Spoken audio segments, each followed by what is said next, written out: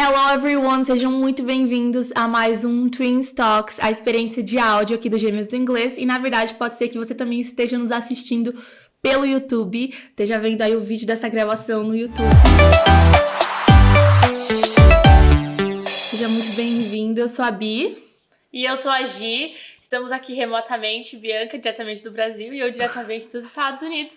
Porque nós amamos esse formato de gravação remoto, vocês veem o nosso bate-papo, a nossa conversa, a gente acaba aproveitando juntas, ensinando bastante. Eu acho uma delícia, eu tô amando que a gente conseguiu encontrar esse jeitinho de estar juntas e ao mesmo tempo não ter problema ao estarmos separadas, né? E é bom que a gente também tem um tempinho de irmã juntas. Antes da gente entrar aqui nessa gravação, a gente tava me mostrando a sala da casa dela. E eu acho que esse contexto da Gi estar morando nos Estados Unidos, pra quem não sabe, vai ser super útil, inclusive pro bate-papo de hoje, né, Gi? Que a gente vai conversar sobre por que você não entende nativos e o que você pode fazer pra começar a melhorar a sua compreensão do inglês de nativos, porque essa é a reclamação de muitos, né, Gi? Eu entendo inglês de brasileiros, mas não entendo nativos. Muita gente sofre, né? Às vezes faz aula de inglês ou até pratica, escuta alguns conteúdos adaptados, né? Então escuta um professor falando inglês, escuta o colega falando inglês, mas aí quando chega a hora de assistir uma série, assistir um filme, ouvir uma música, a música acho que é a mais desafiadora, ou até mesmo quando você tem a oportunidade de viajar para um país falante de língua inglesa, você começa a ter muita dificuldade de realmente entender o que as pessoas estão falando lá na vida real. E existem motivos para isso acontecer. Identificando esses motivos, essas razões, a gente consegue driblá-las, né? E tentar praticar a nossa escuta, que em inglês a gente chama de listening, de forma a deixar você realmente preparado para as situações da vida real que você vai enfrentar com o inglês. Porque não adianta só entender a teacher falando inglês na velocidade 0.5, bem very slowly, mas aí quando chegar a hora de realmente entender o nativo, não conseguir, porque a gente fala inglês para se comunicar com o nativo, né? Para se comunicar com pessoas de todos os lugares, na verdade, não só nativos, né? Pois é, inclusive uma outra coisa que eu também acho muito importante pensar é que tem muita gente que valoriza demais a habilidade de falar inglês, que é muito importante, obviamente, né? A comunicação, ela não existe se você não se expressar através da fala ou, enfim, linguagem de sinais, mas você conseguir transmitir ideias no idioma. Mas tão importante quanto transmitir as suas ideias no idioma em questão é você entender as ideias que estão transmitindo para você. Então, é essa habilidade que a Gia acabou de falar, que é o listening. E eu acho que a gente pode, nessa primeira parte do nosso papo, falar um pouquinho sobre motivos pelos quais você não consegue entender nativos como você gostaria, para depois, então, te propor algumas soluções. E eu já vou começar aqui lançando um motivo, e antes de lançar esse motivo, já te pedindo para deixar o seu like. Se você não deixou seu like ainda, se você não é inscrito no canal, já se inscreve no canal. Se você está escutando pelo podcast, compartilha aí com mais pessoas. Só toma cuidado, Gi, com esse barulhinho aí de vidro pra galera não escutar, que esse microfone de podcast aqui é poderoso. Vou tomar cuidado, bem lembrado. Tô tomando meu cafezinho aqui. Muito gringa, café gelado. Gente, café gelado. Eu sou do time dos cafés gelados. Mas vamos lá, Bi. O primeiro motivo pelo qual é tão difícil entender. Eu acho que a primeira coisa, né, é essa questão de que os nativos usam muito uma coisa que a gente chama de connected speech, que é o discurso conectado. Então, a sua expectativa ao escutar um nativo é que ele fale palavrinha por palavrinha do jeitinho que você espera escutar, que ele pronuncie cada som daquela palavra. Só que isso não é o que acontece na vida real. Gente, nem no português não é o que acontece na vida real.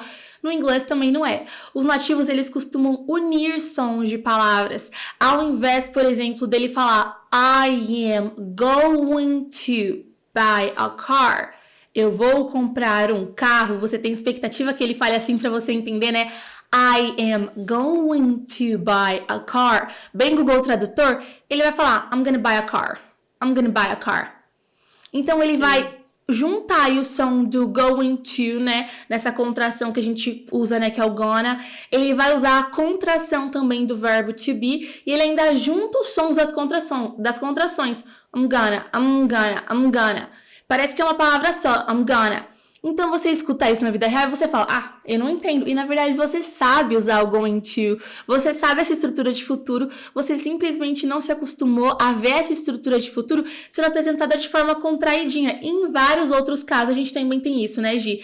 Essa união de sons, redução de sons. É muito comum as pessoas aprenderem as palavras em inglês palavra por palavra, a gente aprende solta, então eu aprendo a pronúncia do going to, ou até aprendo a pronúncia do gonna, mas eu não aprendo como que essa palavra passa a ter, que som que essa palavra passa a ter quando ela tá num contexto, e é por isso que é tão importante, eu já vou me adiantando aqui, né, nas nossas soluções, estudar inglês com contexto. É tão importante você ver uma palavra quando você aprende essa nova palavra dentro de uma frase, porque os sons podem mudar, gente, quando o discurso tá conectado, o som vai emendando e fica completamente diferente, às vezes, do som da palavra sozinha, né? Pelo menos a nossa percepção não fica tão clara. Então, entender as palavras dentro do uso ajuda bastante. Outra coisa que acontece muito é que as pessoas não praticam o suficiente. Não adianta, a gente não vai escutar e também não vai falar com convicção se a gente não praticar muito. Então, se tudo que você escuta de inglês são as dicas que a gente dá no Instagram, se você não segue a gente no Instagram, @gêmeas do inglês, dicas nos stories todos os dias em tempo real, dicas no feed bem bacanas também, com dicas rápidas no GTV Reels, enfim, já fiz o merchan aqui. Não adianta só escutar esse conteúdo de inglês. Ajuda, claro que ajuda, é super importante, mas você precisa se colocar em contato constante com o conteúdo que a gente chama de não adaptado, que é um conteúdo que não foi feito para o estudante, que foi feito para qualquer pessoa que fala inglês. Então, assistir série, assistir filme, escutar música, realmente, sabe, assistir documentário, não importa, qualquer conteúdo que seja do seu interesse, abre a Netflix, vê o que te interessa lá, em língua inglesa, e escuta, isso é muito importante. Só que não é só escutar de forma passiva, né, Bi? Botar lá na frente, colocar uma legenda e achar que por, assim, osmose vai entrar. Tem que ser de forma ativa, a gente sempre recomenda. Tenta colocar a legenda em inglês, porque daí você vai ativamente tentando relacionar o que você tá lendo com os sons. Assim você vai deixando de encarar o inglês com o escrita de um jeito, o som de outro, você vai linkando uma coisa na outra. Eu já falei isso em vários vídeos, em várias lives também, mas o inglês, ele é um idioma semifonético. Então, aquilo que você lê, não necessariamente é o que você fala, não existe uma coerência, uma constância entre o que está sendo escrito e o som que é pronunciado.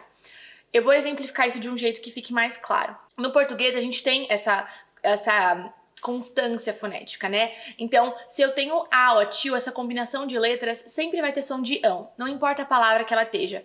Pão, mão, cão, dão, vão. Tudo vai ter sempre som de ão, a ou tio. No inglês não necessariamente é assim. No inglês você pode ter uma mesma combinação de letras e elas terem sons diferentes. Tem um exemplo que é o verbo ler. No presente eu falo I read e eu escrevo R-E-A-D. No passado eu falo I read e eu escrevo como R-E-A-D. Igualzinho. Igualzinho, muda só o som. Como assim? Uma mesma combinação de letras muda o som? Pois é, e por isso que é tão importante a gente fazer essa prática com conteúdo não adaptado e sempre ser muito intencional quando a gente tá lendo a legenda. Realmente tentar linkar o som com o que a gente tá lendo, assim as coisas vão fazendo sentido. No começo é mais difícil, mas depois isso vai se tornando mais natural. Inclusive, uma das coisas que muitas pessoas falam é: mas teacher, eu vejo um monte de filmes, séries. Só que isso que a gente falou é muito importante. Às vezes você tá assistindo muito conteúdo não adaptado, só que você tá assistindo no momento de lazer de forma mais passiva. Então você nem tá se atentando muito ao vocabulário que tá sendo usado, você colocou ali a legenda em português, você não tá se atentando de fato a absorver o máximo do idioma inglês enquanto você tá assistindo esse filme, essa série. Você tá se atentando ali a relaxar, descansar e rir com a história. Quando o seu objetivo é de fato, não, eu quero extrair o máximo do inglês, extrair o máximo da pronúncia, do vocabulário, realmente absorver esse conteúdo não adaptado, esse conteúdo feito em inglês para falantes de língua inglesa, para que eu possa melhorar minha compreensão do inglês, esses momentos eles precisam ser mais ativos. E como é que a gente transforma em ativos? Como a Gia acabou de falar. Primeiro, você entrando nesse momento sabendo que é um momento de estudo, tá? É um momento de estudo. É um momento em que você não vai estar com papel e caneta na mão, ou talvez até esteja, né? Mas que você vai estar focado em querer melhorar. E você vai prestar atenção, você vai usar muito o botão de pause, que é pausar. Então, nossa, eu vi um trechinho ali com a legenda em inglês e não entendi muito bem a pronúncia. Eu vou voltar um pouquinho. Você entende? Então, transformar um momento de absorver conteúdos não adaptados em um momento ativo. Porque pode até ser que você absorva muito conteúdo não adaptado, mas de forma passiva, e por isso você não sai do lugar. Você assiste um monte de filmes e séries e não evolui. Eu tava vendo até nosso direct esses dias e uma menina falou exatamente isso. Eu cansei de ver filmes e séries, temporadas inteiras em inglês, e eu continuo não conseguindo entender direito nativos. porque você tá vendo de forma passiva, você tá vendo muito mais com esse teor de divertimento do que de fato enxergando aquele momento de assistir um filme, uma série como uma prática. Não, eu vou tá aqui com o controle na minha mão, vou tá prestando atenção, vou voltar, vou tá realmente em modo aula, mesmo que seja com conteúdo de uma série. Eu acho que essa é a dica mais fundamental, transformar esses momentos em momentos ativos, né? Outra coisa que eu também acho muito importante e que não tem como não falar é você também respeitar o processo de aquisição de um idioma, porque ao mesmo tempo que eu vejo pessoas estudando inglês por anos, mas estudando dessa forma mais passiva e por isso não se desenvolvem e tem razão de estarem frustradas, né, por não conseguirem entender tão bem mesmo depois de um bom tempo de estudo, eu também vejo gente começando a estudar inglês em um mês, já ficando frustrado porque estudou um mês e foi ver ali o filme e a série e tiveram palavras ali, contextos, cenas que a pessoa não entendeu 100%. Gente, isso é normal, tá? Com o tempo, a sua compreensão vai melhorando à medida que você vai se expondo ao idioma, à medida que você aumenta o seu vocabulário, porque esse é um outro ponto muito importante que eu já quero colocar aqui também. A sua compreensão, ela vai melhorar se você começar a estudar mais reduções de fala, como eu falei, né, o primeiro ponto, e a gente tem um monte de aulões sobre isso. Quem assiste os aulões ao vivo de segunda-feira às 7h30 da noite, o que mais tem é a gente analisando redução de fala. Você vai melhorar quando você começar também a ter esse momento de absorver conteúdos não adaptados de forma mais ativa e também quando você aumentar seu vocabulário, não tem jeito. Quanto mais você conhece de palavras do inglês, mais fácil vai ser você entender os mais diversos tipos de conversa, contextos. E essa aquisição de vocabulário vem com o tempo, né, Gi? Total. Ainda mais porque às vezes, gente, você ter um vocabulário bem rico permite que, mesmo que você não tenha entendido cada palavrinha do que foi falado no primeiro momento, né, enquanto você ainda tá se familiarizando com o idioma, você consegue entender o que foi dito porque você conhece a palavra, você tá inserido no contexto. Então, a compreensão acontece, mesmo que você não tenha entendido cada palavrinha. Talvez você não seja capaz de escrever a frase que a pessoa te falou, mas você conseguiu entender palavras-chave que permitiram que você compreendesse o recado. Então, se foi uma ordem que alguém te deu num restaurante, num museu, num restaurante, você consegue cumprir. Se é uma pergunta que alguém te fez, você consegue sacar e responder, se expressar, se virar nos 30. Então, o vocabulário é super importante. E também, vocabulário é o tipo de coisa que você tem que ser intencional. Não adianta viver a vida e achar que vocabulário vai entrar. Toda vez que tiver dúvida sobre como falar uma palavra, procura realmente como falar aquela palavra, anota, vai repetindo. Tem alguns mecanismos de sistemas de repetição espaçada que você pode utilizar. Então, pra você ir fixando isso, a gente tem vídeo no nosso canal no YouTube sobre isso. Mas acho que, assim, uma palavra muito importante na aquisição de uma nova língua é ser intencional, né, Bi? Ser intencional. Não achar que vai... Até porque, gente... Ó, eu tô aqui nos Estados Unidos. Tem muito aqui nos Estados Unidos.